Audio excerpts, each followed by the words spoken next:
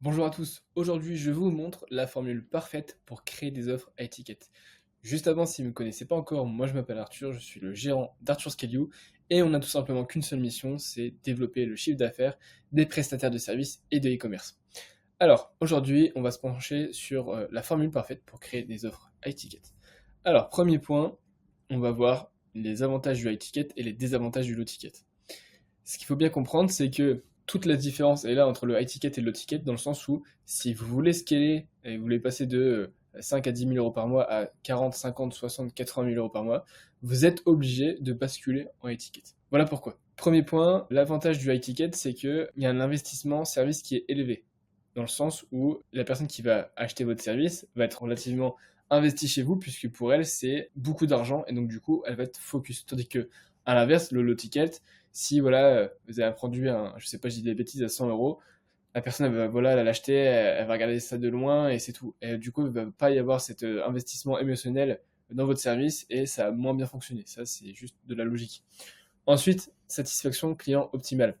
Bah oui, parce que si vous avez un pricing élevé, donc vous avez une forte marge, ok, ce qui fait qu'avec le bénéfice brut qui vous reste, vous pouvez surdélivrer vos clients dans le sens où vous pouvez mettre du budget pour concevoir le service ou votre produit qui est le plus satisfaisant dans l'attente du client. Voilà. Et plus votre client il est surdélivré, sursatisfait, plus il va rester longtemps chez vous et il va racheter chez vous par la suite. Ensuite, voilà, comme je vous le disais, les relations long terme. Bah oui, parce que quelqu'un qui a un pricing élevé, son client va tout simplement rester chez lui et être attentif à ses discours, ses services, tout simplement parce que c'est un investissement élevé. Et en plus de ça, si non seulement il y a un investissement émotionnel qui est élevé, plus une sursatisfaction que vous surdélivrez votre client, et de ce fait, vous allez vraiment bâtir une relation long terme et ça va plus être seulement un client, mais ça va devenir réellement un partenaire. Ensuite, donc, un client plus professionnel, encore une fois, voilà, ça tourne toujours autour de la même chose, de toute façon, l'étiquette. Le client va être plus à l'écoute, plus attentif à ce que vous dites, plus investi, etc. Donc ça, c'est vraiment un énorme avantage quand on fait du service. Et donc, du coup, vous avez aussi une gestion simplifiée, parce que qui dit un pricing plus élevé pour chaque client, dit moins de clients. Parce qu'au lieu d'avoir 5 clients pour faire 5 000 euros, si vous avez juste un client à 5 000 euros, voilà, vous avez 5 fois moins de travail, vous me suivez? Au lieu d'avoir 5 personnes à gérer, vous en avez qu'une, mais pour le même chiffre d'affaires. C'est tout l'avantage, voilà, du high ticket. Ensuite, pour le low ticket, du coup, bah déjà, on a un réinvestissement limité, dans le sens où bah, vous allez avoir forcément une marge moindre par rapport au high ticket. Et donc, du coup, vous allez pouvoir réinvestir très très peu, et ça va mettre beaucoup plus de temps. Ensuite, bah forcément, vous avez une crédibilité marché qui va être réduite, puisque bah, vous faites comme tout le monde, vous avez à peu près le même service que tout le monde, le même pricing que tout le monde, et donc du coup, vous n'êtes pas quelqu'un qui innove, quelqu'un qui sort du lot. Ensuite, bon voilà, vous avez une profitabilité qui est faible, encore une fois, puisque ben, faut payer, par exemple, si vous avez des employés, il faut payer les prestataires, les sous-traitants, il faut payer les charges, etc. Et donc du coup, il y a beaucoup moins de bénéfices qui en sortent. Ensuite, comme je l'ai dit, à l'inverse du high ticket, en low ticket, vous allez avoir un engagement client qui va être minime, dans le sens où, voilà, comme je vous l'ai dit, 100 euros, 1000 euros, 1500 euros, c'est très peu pour un client. Donc du coup, voilà, il va acheter chez vous, mais déjà, rien qu'en achetant, il ne va pas être aussi investi que si vous vendiez la même presta, mais en high ticket. Et puis ensuite, du coup, bah, forcément, vous allez avoir des grosses difficultés à recruter les bonnes personnes. Déjà parce que soit vous ne le pouvez pas parce que vous n'avez pas assez de bénéfices, et puis tout simplement parce que c'est compliqué de recruter des personnes quand on fait du low ticket. Ensuite, je vais vous montrer justement la stratégie entre la valeur perçue vs la valeur réelle. Regardez par exemple si on prend l'exemple du luxe. Regardez le VMH. La valeur perçue et la valeur réelle sont à l'opposé, dans le sens où, on va prendre l'exemple d'un produit qui se vend chez LVMH 10 000 euros par exemple, eux ça leur coûte rien, ça leur coûte moins de 100 euros à produire.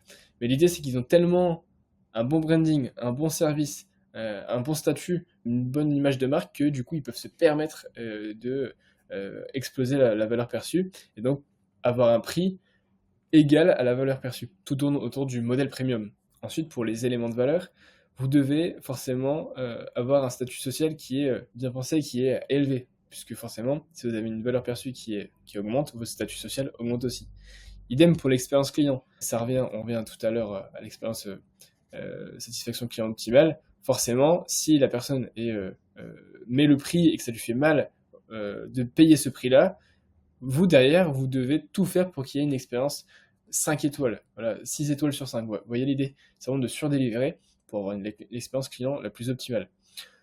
Et donc, de ce fait, vous devez avoir une marque, une force dans votre marque qui est inégalable.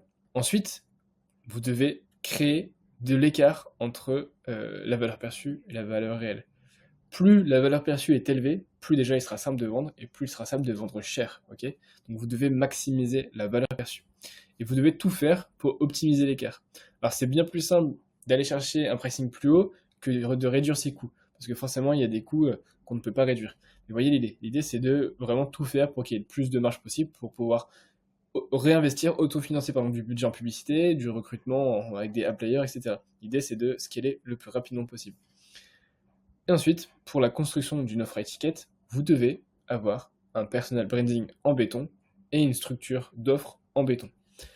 Pour le personal branding, vous devez avoir une marque personnelle forte. Vous devez mettre en avant des preuves, des résultats, des témoignages, des cas clients, etc.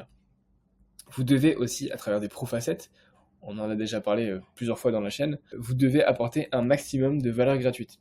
Et vous devez en même temps maîtriser votre storytelling. Pour la structure de l'offre, vous devez identifier les problèmes du marché, les résoudre gratuitement pour la plupart, à travers des pro-facettes avec de la valeur gratuite. Vous devez proposer une solution complète pour scaler, par exemple, ou peu importe, si vous êtes, je prends toujours l'exemple du SEM, mais ça peut être n'importe quoi, si vous êtes consultant, vous devez avoir une solution complète. Par exemple, si vous êtes consultant en B2B pour le gros, vous devez avoir une solution complète. Si vous êtes CM, vous devez avoir une solution complète. C'est aussi simple que ça. Vous devez aussi penser aux problèmes connexes pour justement pouvoir upsell par la suite. Donc, une fois que le client est surdélivré, sursatisfait d'un premier service avec vous, forcément, vous allez lui expliquer qu'après, il y a ça qui va entrer en jeu, que du coup, c'est un problème et que nous, on se propose de le régler pour tel montant. Et forcément, lui, il va dire oui, puisqu'il est sursatisfait du premier service. Et donc, voilà, c'est comme ça que vous allez bâtir un écosystème complet. J'ai fait d'ailleurs une vidéo, une pour le service et une pour l'e-commerce, au niveau des écosystèmes à mettre en place. Tout est sur ma chaîne YouTube. Quelques points clés avant de vous laisser.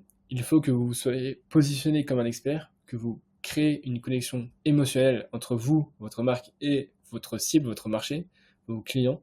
Vous devez apporter des preuves tangibles, structurer une offre complète et surtout viser long terme. Également, vous devez maintenir une qualité premium, mais ça c'est juste logique. Donc voilà comment créer des offres à étiquette. Je ferai d'autres vidéos à ce sujet parce que c'est vraiment passionnant. D'ailleurs, si vous avez regardé la vidéo jusqu'ici, c'est que vous cherchez justement à soit faire une refonte de votre offre, soit tout simplement scaler votre business. Ça tombe bien parce que nous, on vous offre en ce moment un audit gratuit de votre business. Le lien est juste dans la description. Prenez rendez-vous, c'est offert, profitez-en. Moi, je vous dis à très vite dans une prochaine vidéo. Ciao.